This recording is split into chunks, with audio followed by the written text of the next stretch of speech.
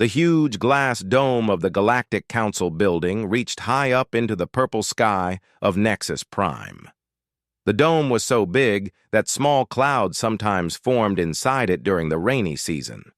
Today, however, the weather was clear and all 47 different alien species could see perfectly as they sat in their special seats arranged in circles around the center fighting area. Commander Tae-min stood in the middle of the arena floor, looking very confident. His 4 strong arms were crossed over his massive chest, and his black eyes scanned the crowd of alien watchers above him.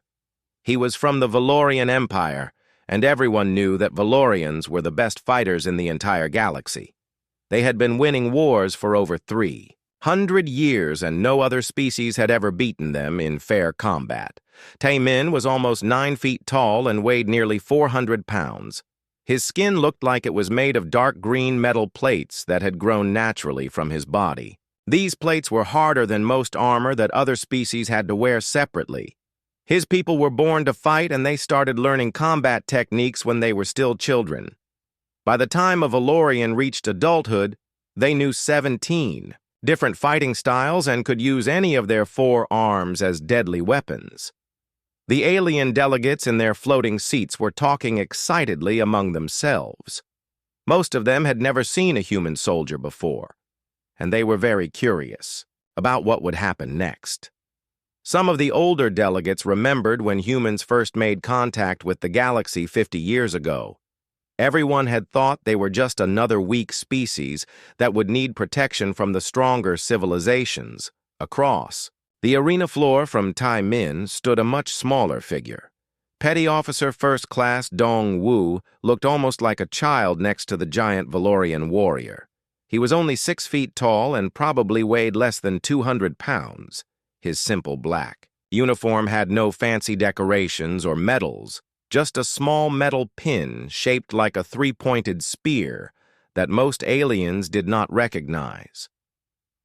The human soldier stood very still with his hands at his sides. He was not moving around or showing off like many fighters did before combat began. His face was calm, and his breathing was steady. Even though he was much smaller than his opponent, he did not look scared or nervous. This strange calmness made some of the alien watchers feel uncomfortable. Council Speaker Yeon-ju floated on her special platform high above the arena. She was from the Ethran collective, which was known throughout the galaxy as a very peaceful species. The Ethrans never fought wars, and they always tried to solve problems by talking instead of fighting. Yeon-ju had been chosen to speak for the council because everyone trusted her to be fair and honest. The speaker raised one of her 6 thin arms to get everyone's attention. The crowd became quiet as her soft voice was carried through the arena by the sound system. Today, we witness a demonstration of combat skills between Commander Tae-min of the Valorian Empire and Petty Officer Dong-woo of the Human Navy SEALs. This test will help the Council decide if humanity should be allowed to join our military alliance. Many aliens in the crowd made noise to show they thought this was a waste of time. The Valorians had already proven they were the strongest warriors in the galaxy. Why did they need to test these weak-looking humans? Everyone could see that the human soldier was much smaller and weaker than Tae-min. It seemed obvious that the fight would be over in just a few seconds. The betting pools started immediately. Aliens from different species began making wagers on how long the human would last. Most bets were on whether Dong-woo would survive for 30 seconds or be defeated even faster. The odds quickly reached 50-1 against the human. Some delegates thought it was cruel to make the poor human fight such a powerful opponent.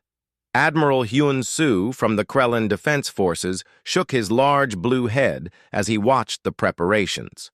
He had met human soldiers during joint training exercises, and while they seemed brave, they relied too much on their primitive weapons. When they did not have their projectile guns and explosive devices, they seemed helpless in hand-to-hand combat. The arena floor was made of a special metal that could create force fields to simulate deadly attacks. Without actually hurting the fighters, When someone landed what would be a killing blow in real combat, the floor would glow red and announce the winner. This way, they could test fighting skills without anyone getting seriously injured or killed. The Valorian delegation was especially confident about today's demonstration. Their warriors were bred for combat, with each generation becoming stronger and faster than the last. Tai Min himself had never lost a single fight in 15 years of military service. He had defeated berserker warriors from the Korthak system, blade masters from Zephyria, and even cybernetically enhanced soldiers from the Nexus Coalition. What made this demonstration even more interesting was that it represented two completely different approaches to warfare. The Valorians, like most warrior species, had evolved to become naturally powerful fighters over millions of years. Their bodies were living weapons with built-in armor and enhanced strength and speed. Humans, on the other hand, had evolved differently. They looked weak and soft, with no natural weapons or armor. Their teeth were small and flat, their claws were tiny and useless, and their skin offered no protection at all. Most aliens wondered how such helpless creatures had survived long enough to develop space travel. The delegates did not understand that humans had survived by becoming something much more dangerous than any naturally armed predator. They had learned to think and adapt faster than any other species in the galaxy. While other creatures relied on claws and fangs, humans had learned to turn anything into a weapon and exploit any weakness they could find. As the final preparations were made, Dong Wu remained perfectly still in his corner of the arena. He was breathing slowly and watching his opponent with the kind of focus that experienced hunters used when stalking prey. His eyes moved constantly, studying every detail of Tai Min's stance and movement patterns. The human had spent weeks learning about Valorian anatomy and fighting techniques. He knew exactly where their vital organs were located and which nerve clusters controlled their forearms. He had studied videos of dozens of Valorian combat matches, looking for patterns and weaknesses that overconfident warriors might not even know they had. The crowd grew more excited as Speaker Yan Zhu prepared to begin the demonstration. She explained the rules one more time and asked both fighters if they were ready. Tai Min roared his acceptance in the traditional Valorian way, while Dong Wu simply nodded once. The arena lights dimmed slightly, and warning signals began flashing to show that combat was about to begin. The force field generators hummed to life, ready to detect and record any successful attacks. The alien delegates leaned forward in their seats, not wanting to miss a single moment of what they expected to be a very short and one-sided fight. Nobody in that vast arena realized they were about to witness something that would change galactic military thinking forever. In just a few seconds, the entire galaxy would learn why humans had become the most feared species on their home planet, and why underestimating them was the last mistake many enemies ever made. The betting continued to grow as more alien species placed their wagers against the human soldier. Most delegates thought 30 seconds was being too generous with their estimates. Some of the more aggressive species, like the Vorthan clan, believed the fight would end in less than 10 seconds. When Tai Min landed his first powerful strike, Representative Q Jin from the Nexari Banking Consortium was calculating the odds on his portable device. The Nexari were known throughout the galaxy for their mathematical precision and their ability to predict outcomes with remarkable accuracy. Even their sophisticated computer models showed the human had almost no chance of surviving more than a few moments against the Valorian champion. The Valorian delegation was practically celebrating already. General Sang-wook had brought several younger warriors to watch the demonstration so they could learn from Tai Min's techniques. He pointed out how the commander held his forearms in perfect balance, and how his feet were positioned to generate maximum power in his strikes. The general explained to his students that humans were soft-skinned bipeds with only 2 arms and no natural weapons. Their bones were hollow and weak compared to Valorian bone density, and their muscles were designed for endurance rather than explosive power.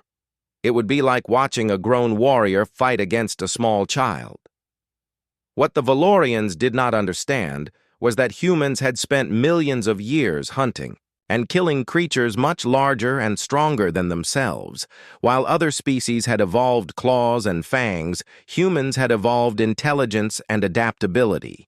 They had learned to study their prey, understand weaknesses, and strike with surgical precision. Dr. Yunesu from the Galactic Medical Research Center was taking detailed notes about human physiology.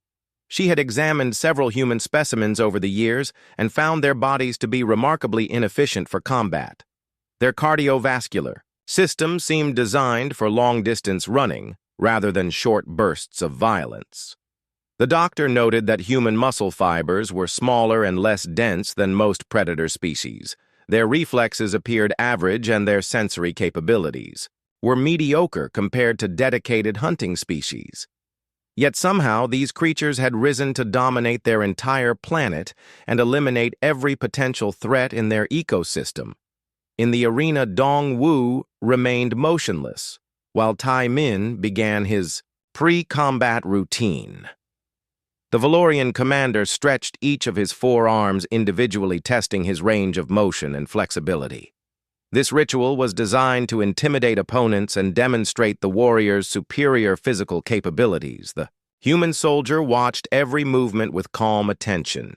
His breathing never changed, and his heart rate remained steady according to the medical sensors monitoring both fighters. This lack of visible stress response confused many alien observers, who expected prey animals to show fear when confronted by apex predators. Ambassador Ji-hoon from the Terran Diplomatic Corps sat in the special human section of the arena. He was one of only 3 humans present for the demonstration, and he understood far better than the aliens what they were about to witness. He had seen human soldiers in action during the border conflicts with the Reaper pirates. The ambassador remembered when a single squad of human marines had eliminated an entire Reaper stronghold that had resisted conventional forces for 6 months. The pirates were known throughout the galaxy as vicious fighters who showed no mercy to their enemies. Yet the humans had walked through their defenses like they were not even there. What troubled Ji-hoon was not whether Dong-Wu would win the fight, but whether the demonstration would reveal too much about human capabilities. The Galactic Council had requested this test to evaluate human military potential, but showing their true abilities might make other species see humanity as a threat rather than an ally. The Krellin military advisors were discussing human tactical doctrine based on their limited interactions with Terran forces. Admiral Hyun-soo explained that humans seemed to prefer group tactics and coordinated attacks rather than individual combat prowess. Their weapons were designed for accuracy and reliability rather than raw destructive power. Colonel Min Seo added that human soldiers were surprisingly good at improvisation and adaptation. When their standard tactics failed, they quickly developed new approaches rather than simply trying the same strategy with more force. This flexibility was unusual among military species who typically relied on proven traditional methods. The arena management announced that combat would begin in 60 seconds. Both fighters moved to their starting positions, marked by glowing circles on the metal floor. The crowd grew quieter as anticipation built. Many aliens had never seen actual combat between different species, and they were excited to witness. Tai-min began flexing his massive muscles and rolling his shoulders to prepare for battle. His chitinous armor plates shifted and adjusted automatically, providing maximum protection while maintaining full mobility. The sound of his armor moving created a clicking noise that echoed through the arena. Dong-Wu performed a series of slow, controlled movements that looked almost like a dance to the alien observers. He was actually running through a mental checklist of target points and attack sequences that he had memorized during his preparation weeks. Each movement served a specific purpose in his overall combat strategy. The medical scanners showed interesting differences between the 2 fighters. Tae Min's vital signs indicated high excitement and aggressive anticipation. His body was flooding with natural combat stimulants that enhanced his strength and speed. The Valorian was essentially a biological weapon preparing for activation. In contrast, Dongwu's readings showed the kind of calm focus typically associated with surgical procedures rather than combat. His brain activity indicated intense concentration, but without any of the emotional excitement that usually preceded violence. This clinical approach to fighting was completely alien to most species. Speaker Yeon-ju called for final preparations as the countdown entered its last 30 seconds. She reminded both fighters that this was a demonstration of skill rather than a fight to the death. The force field system would prevent serious injury while still allowing them to showcase their respective combat abilities. The Valorian supporters began chanting traditional war songs, while the few human observers remained silent. Admiral Hyun-soo noted this difference and wondered if humans might have different cultural approaches to violence. Perhaps they treated combat as work rather than entertainment as the final. 10 seconds counted down. Tae Min dropped into his classic Valorian attack stance with all four arms spread wide and his center of gravity lowered for maximum stability. This position allowed him to generate tremendous force while maintaining perfect balance during his assault. Dongwu simply stood upright with his arms at his sides, looking almost casual compared to his opponents. Dramatic preparation. The human appeared to be completely relaxed, while facing a creature that could literally tear him apart with its bare hands. The countdown reached 0, and the arena fell completely silent for 1 heartbeat before the combat chime sounded. The combat chime echoed through the massive dome, and Tae Min exploded into motion with all the devastating power that had made Valorians the most feared warriors in the galaxy. His 4 arms moved in perfect coordination, each one capable of crushing steel and pulverizing bone, as he launched himself toward the much smaller human opponent. The Valorian commander's opening attack was called the Destructor Sequence, and it had never failed to overwhelm any enemy in the first few seconds of combat. 2 of his arms swept horizontally at chest height, while the other 2 struck downward, targeting the opponent's head and shoulders simultaneously.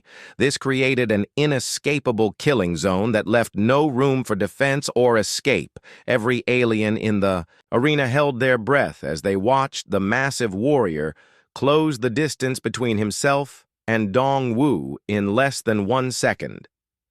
The force and speed of Tae Min's charge created small sonic booms as his armored fists cut through the air toward their target.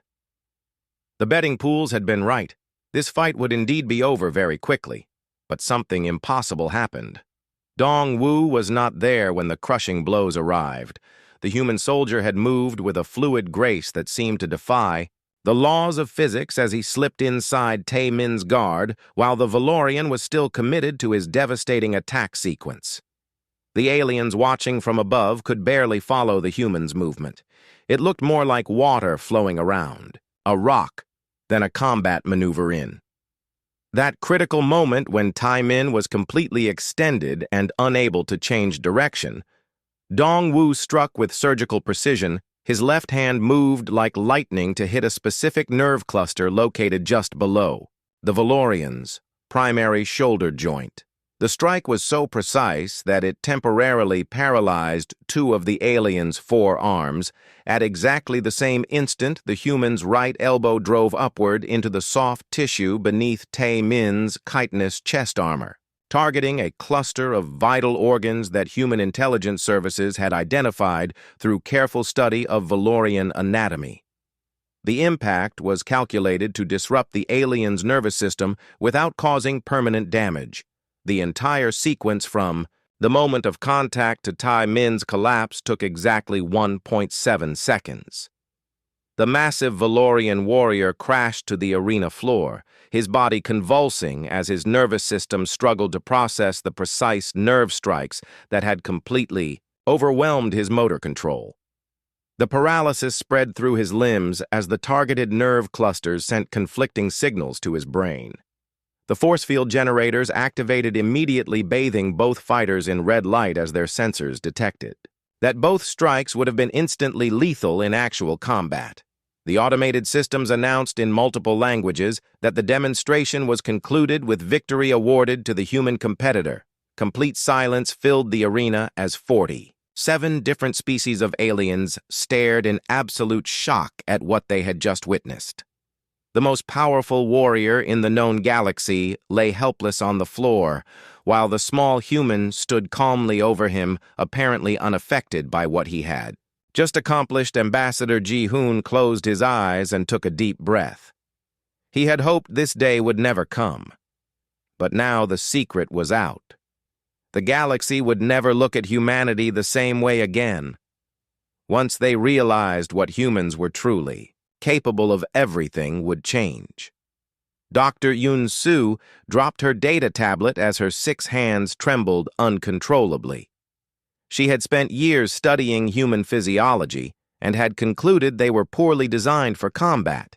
Yet she had just watched one of them defeat the galaxy's greatest champion using nothing but knowledge and precision. The medical teams rushed onto the arena floor to assist Tae-min, who was slowly regaining control of his motor functions. The nerve strikes had been precisely calculated to cause temporary paralysis without permanent damage, but the psychological impact on the proud Valorian warrior might last much longer. General Sang-wook stood frozen in his observation booth, unable to process what he had witnessed. His entire understanding of combat and military superiority had just been shattered in less than 2 seconds. Everything he had taught about Valorian fighting supremacy was now meaningless. The human had not used superior strength or advanced technology, had not relied on natural weapons or genetic enhancements. He had simply observed his opponent, identified critical weaknesses, and exploited them with the kind of clinical efficiency that turned killing into a science. Dong-woo helped the medical team stabilize Tae-min and even offered words of encouragement to the defeated warrior. This display of compassion toward a fallen opponent confused many aliens who expected victorious predators to show dominance over their defeated prey speaker. Yeonju found herself struggling to announce the results of the demonstration. Her voice shook as she declared Dong-woo the winner, but she could barely comprehend what she had just witnessed. The peaceful Ithran had never seen violence this efficient and controlled. The betting pools went into chaos as aliens who had wagered against the human demanded recounts and investigations. They could not accept that their mathematical models and physical assessments had been so completely wrong. The idea that they had misjudged human capabilities this badly was terrifying. Representative Q Jin ran his calculations again and again, but the numbers did not make sense. According to every model the Nexari had developed, the human should have been defeated instantly. Yet somehow he had won decisively against impossible odds. Admiral Hun-soo realized that everything he thought he knew about human military capabilities had been wrong. If a single human soldier could defeat Tae-min in individual combat, what did that say about their entire military machine? How had they so completely misunderstood these deceptively harmless-looking creatures? The Krellin officer began reviewing every interaction his people had ever had with human forces. Suddenly, their reliance on primitive projectile weapons seemed less like a weakness and more like a choice.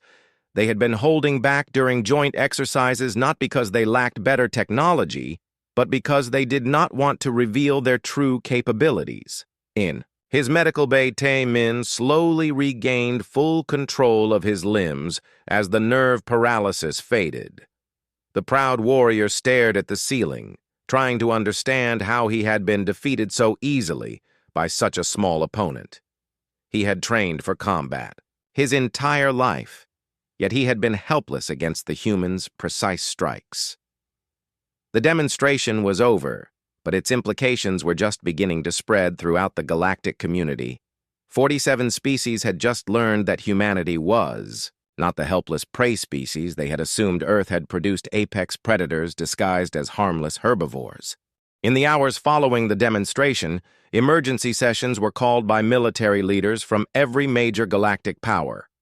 The shocking defeat of Tai Min had sent waves of panic through species that had built their entire defense strategies around the assumption that physical superiority would always triumph over inferior opponents. Admiral Hyun Soo convened an immediate meeting with his senior staff aboard the Krellin flagship orbiting Nexus Prime. His officers were frantically reviewing every piece of intelligence they had gathered about human military capabilities over the past 50 years. What they found made them realize how badly they had misunderstood their newest galactic neighbors. The files showed that humans had been deliberately downplaying their abilities during joint training exercises. When Krellin Marines had sparred with human soldiers, the humans had consistently held back, using only basic techniques while their opponents showed off their most advanced combat skills. Colonel Min SEO presented video footage from a joint training mission where human and Krellin forces had worked together to clear a simulated enemy stronghold. The humans had moved through the facility with surgical precision, eliminating targets so efficiently that their alien allies had barely been needed. At the time, the Krellins had assumed the exercise was too easy and that real combat would be much more challenging. Now they realized the humans had been doing most of the work. While making it look like a team effort, the implications were terrifying.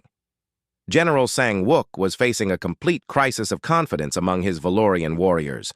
Word of Tai Min's defeat had spread through their military ranks like wildfire, and many soldiers were demanding to know how they should fight against opponents who could neutralize their natural advantages. The Valorian military doctrine was based entirely on overwhelming force and physical superiority. Their warriors trained to absorb damage while delivering devastating counterattacks. But the human had not engaged in a contest of strength at all. Instead, he had simply bypassed their defenses and struck at vulnerabilities they did not even know they had. Young Valorian warriors were asking questions that their leaders could not answer. How could they defend against enemies who struck faster than they could react? How could they protect nerve clusters and organ systems that were supposedly hidden beneath their natural armor? Dr. Yoon Soo was conducting emergency research sessions with her medical team, trying to understand the biological principles behind the humans' devastating combat performance. Her analysis of the arena footage revealed attack techniques that seemed to violate everything they knew about species interaction. The human had demonstrated knowledge of Valorian anatomy that was more precise than most medical professionals possessed. Dongwu had targeted specific nerve pathways and organ clusters with millimeter accuracy while moving at combat speed. This suggested a level of preparation and study that was almost unimaginable. What troubled the medical team even more was the realization that humans must have conducted similar studies of every species they had encountered. If they could analyze Valorian weaknesses so thoroughly, what did they know about Krellin vulnerabilities or Nexari physiology? Representative Q Jin was leading a banking consortium investigation into human economic and industrial capabilities. The Nexari had always assumed that humans were too primitive to pose any real threat to galactic stability. Now they needed to completely reassess their risk calculations. The financial analysis revealed that human industrial output had been growing at rates that seemed impossible for such a young civilization. Their manufacturing capabilities were advancing so rapidly that they would soon rival species that had been industrialized for centuries more. Concerning was the discovery that humans had been quietly establishing trade relationships and defense contracts with dozens of minor species throughout the Outer Rim.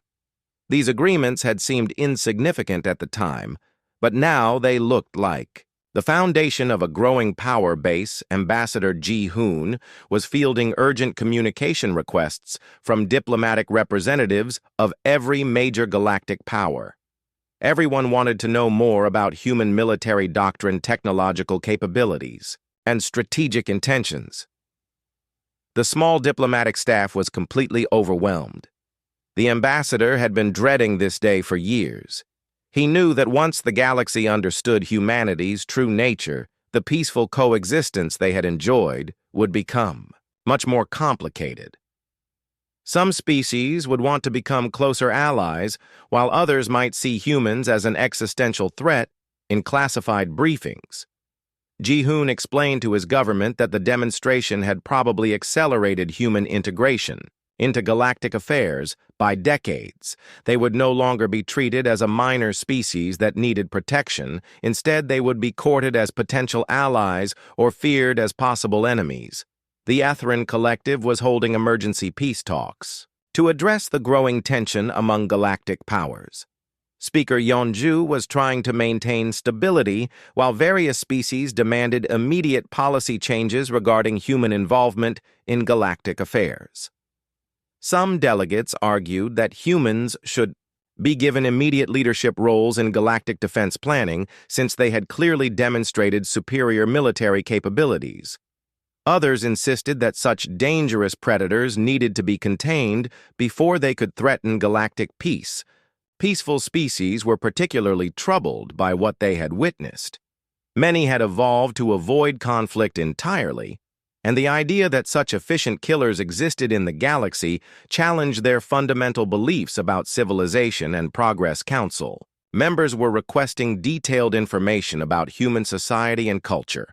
They wanted to understand how a species capable of such devastating violence had managed to develop stable governments and peaceful space exploration programs. The warrior species were adapting more quickly to the new reality, but they were also the most concerned about the implications of human military superiority. If humans could defeat their greatest champions so easily, what did that mean for the traditional balance of power? Military academies throughout the galaxy began emergency curriculum reviews, trying to understand how they should incorporate lessons from the demonstration into their training programs. The old assumptions about combat effectiveness were being questioned at every level as word of the demonstration spread to remote systems and outer rim colonies. The entire galaxy began to reassess its understanding of the small blue planet and its deceptively harmless inhabitants. Humanity had announced its arrival on the galactic stage in just 2 seconds. 3 weeks after the demonstration, the Galactic Council commissioned a comprehensive study of human military history and capabilities. The research team included experts from 12 different species and was given unlimited access to human historical records and military databases. What they discovered fundamentally changed their understanding of warfare itself. The study revealed that humans had been engaged in almost continuous warfare for their entire recorded history. Unlike other species that fought occasional territorial disputes or resource conflicts, humans had developed the concept of total war, where entire civilizations mobilized every available resource for the purpose of defeating their enemies. Dr. Yoon-soo led the biological research division, and her findings were particularly disturbing. She discovered that humans had evolved as persistence hunters who could track prey across vast distances for days or weeks until their targets collapsed from exhaustion. This hunting strategy had shaped their entire approach to conflict. The human cardiovascular system that had seemed so inefficient for combat was actually designed for exactly this type of prolonged pursuit. Their ability to regulate body temperature through sweating allowed them to maintain activity levels that would kill most other species through overheating. Colonel Min SEO analyzed human tactical doctrine and found organizational capabilities that were unprecedented in galactic military history. Humans could coordinate millions of soldiers across multiple star systems while maintaining complex supply chains and communication networks that operated in real time. The study revealed that human military units were trained to adapt their strategies, constantly based on changing battlefield conditions. Most species developed combat doctrines over centuries and then used them unchanged for generations, but humans modified their approaches during active combat. Representative Q. Jin examined human technological development patterns and discovered an innovation rate that seemed impossible. The Nexari had assumed that rapid advancement was limited by biological processing capabilities, but humans had learned to enhance their cognitive abilities. Through artificial systems, human weapons and equipment were upgraded continuously rather than being redesigned every few decades, like most galactic militaries. This approach allowed them to incorporate new technologies and countermeasures much faster than species that relied on traditional development cycles. The economic analysis showed that humans had built their entire industrial base around the concept of total mobilization. They could convert civilian manufacturing to military production almost instantly when needed, while maintaining redundant supply chains that were nearly impossible to disrupt. Admiral Hyun Soo studied human space warfare capabilities and found fleet doctrines that emphasized flexibility and combined arms tactics, rather than the specialized ship classes that most species preferred. Human vessels were designed to fulfill multiple roles and support each other in ways that multiplied their individual effectiveness.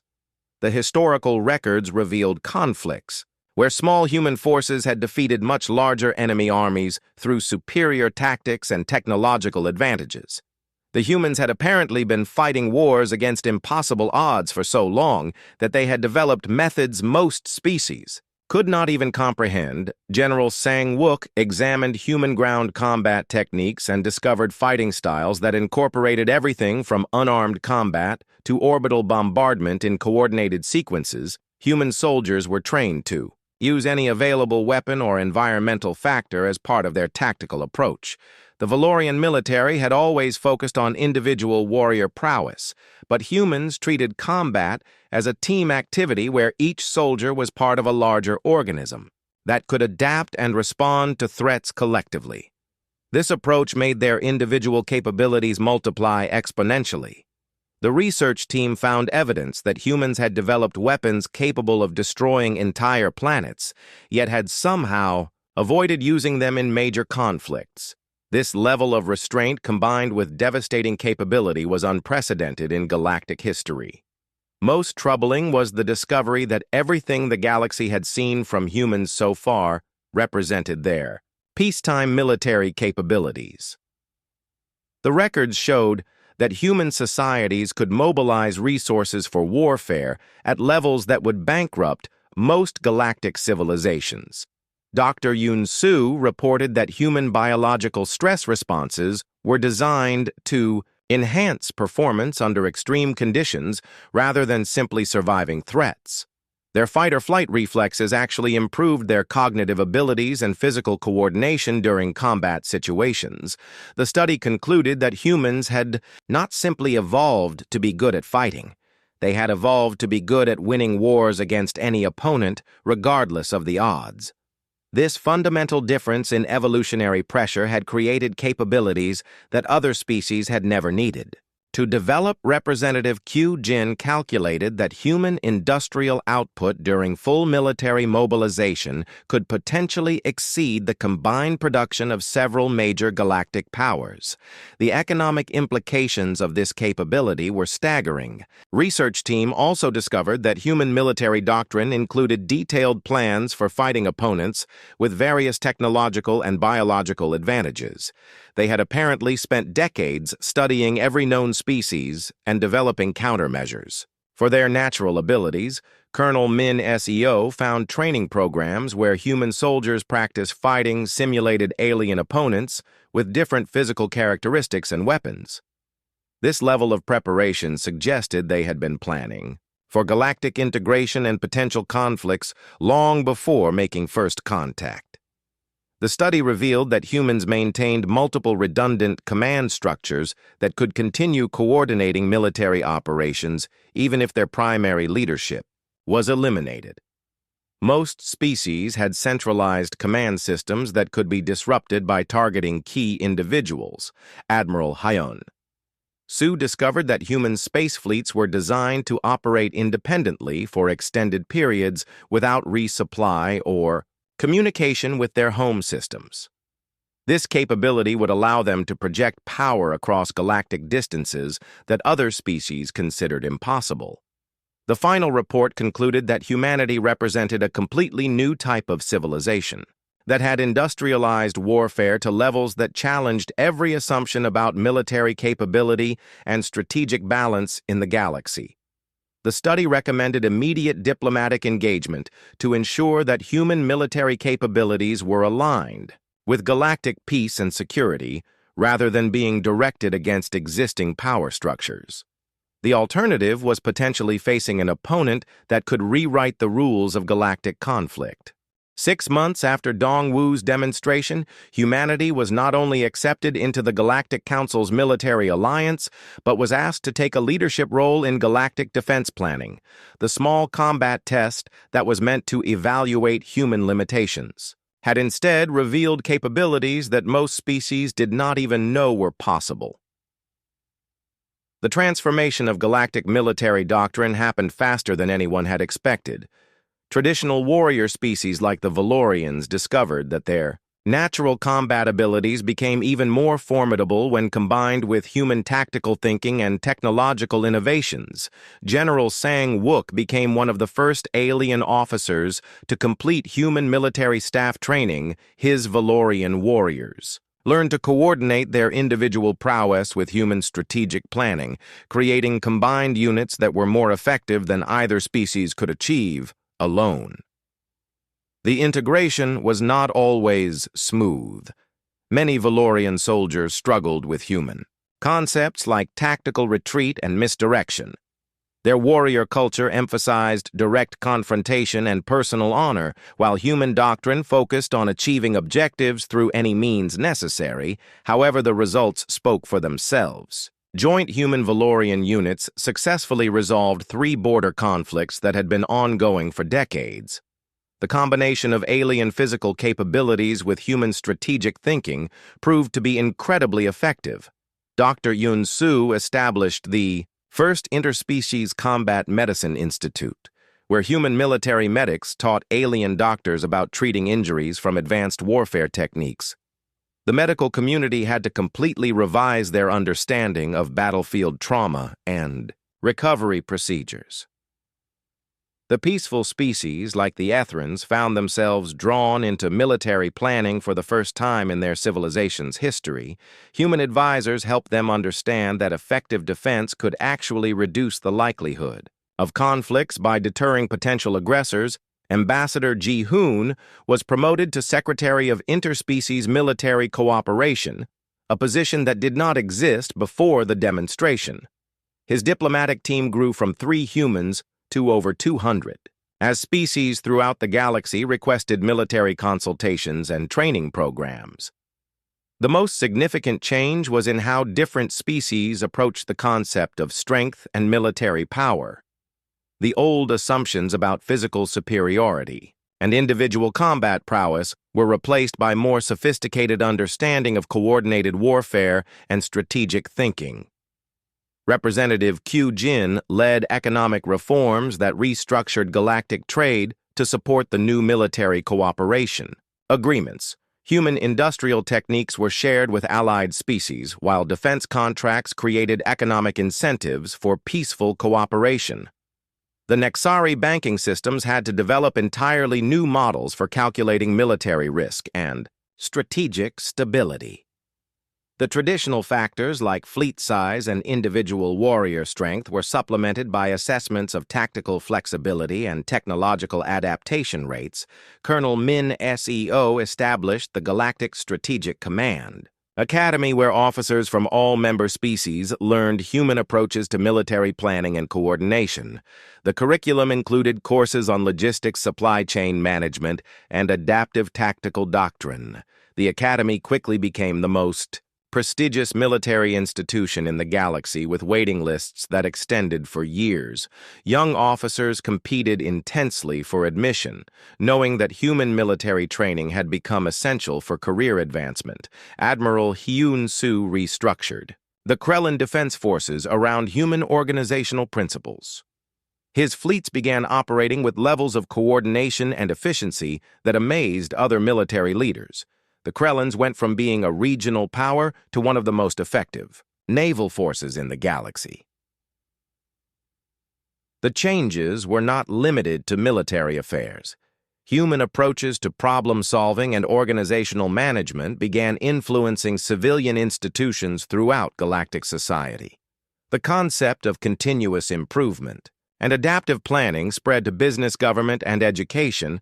Speaker Yeonju found herself mediating disputes between species who wanted greater human involvement in their defense planning and those who were concerned about becoming too dependent on human military expertise. The demand for human advisors far exceeded the available personnel time. The Valorian warrior who had been defeated in the demonstration became one of the most vocal advocates for human military integration.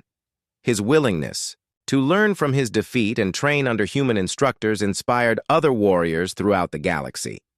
The former champion established a combat school where traditional Valorian techniques were combined with human tactical principles. His students learned that true strength came from understanding both their own capabilities and their opponent's weaknesses. The school attracted warriors from dozens of species who wanted to understand how humans had revolutionized combat effectiveness. Students learned that fighting was not about proving superiority but about achieving objectives with minimum risk and maximum efficiency. Human military advisors found themselves managing defense planning for species with radically different physiologies and cultural approaches to conflict.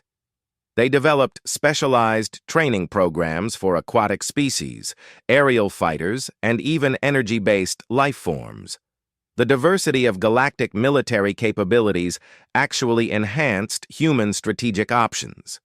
Each species brought unique advantages that could be incorporated into overall defense plans, creating military flexibility that no single species could achieve alone. 3 years after the demonstration, the galaxy faced its first major external threat. When the Void Swarm emerged from dark space with technology and tactics unlike anything in recorded history, the crisis would test whether the new human-influenced military structure could handle truly unprecedented challenges. The swarm attacked with coordination that suggested hive mind intelligence and weapons that could phase through conventional shields. Their initial assault destroyed several outer rim systems before the galactic defense forces could respond effectively. Traditional military doctrine proved useless against enemies who could ignore physical barriers and coordinate millions of units with perfect precision. Every species that tried to fight the swarm using conventional tactics was quickly overwhelmed. Human strategic planners immediately began developing countermeasures based on adaptive warfare principles rather than trying to match the swarm's capabilities directly. They focused on disrupting enemy coordination and exploiting behavioral patterns rather than engaging in direct combat. The solution came from combining human tactical flexibility with alien technological capabilities. Atheran phase shift technology was weaponized using Valorian power systems, while Krellan stealth vessels delivered coordinated strikes planned by human strategists. The campaign against the Void Swarm lasted 8 months and required coordination between 47 different species, using tactics that none of them could have developed independently. The victory demonstrated that the new galactic military structure could handle threats beyond any single species' capabilities. In the aftermath of the Swarm War, the galaxy recognized that Dongwu's 2-second demonstration had saved galactic civilization by forcing military evolution that was essential for survival against external threats.